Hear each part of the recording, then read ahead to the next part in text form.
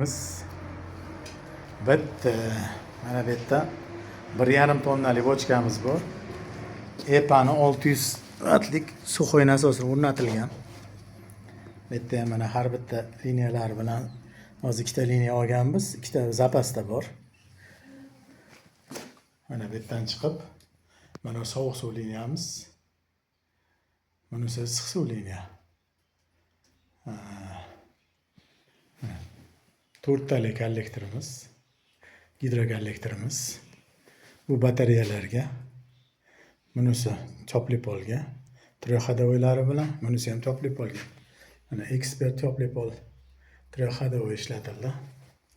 Kaz kranlar, Kaz gruppa безопасности. Mero bachoga mana boylarga mana datchiklari bilan, bosimlari bilan.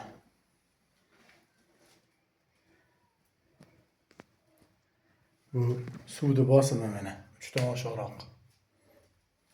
Davlenak baland ekan, hozir tushirib joyiga qo'yamiz.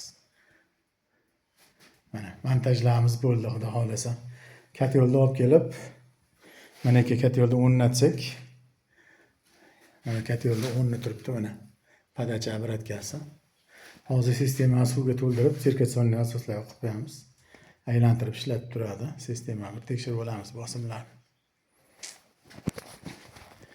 Ishlariga yo'q, xudo xolasa. Shunaqa ishlar kerak bo'lsa, montaj qilish kerak bo'lsa, telefon qilaverasizlar. Like va podpiska bosib qo'yish esdan chiqmasin. Shivakini 150 talik boyleri.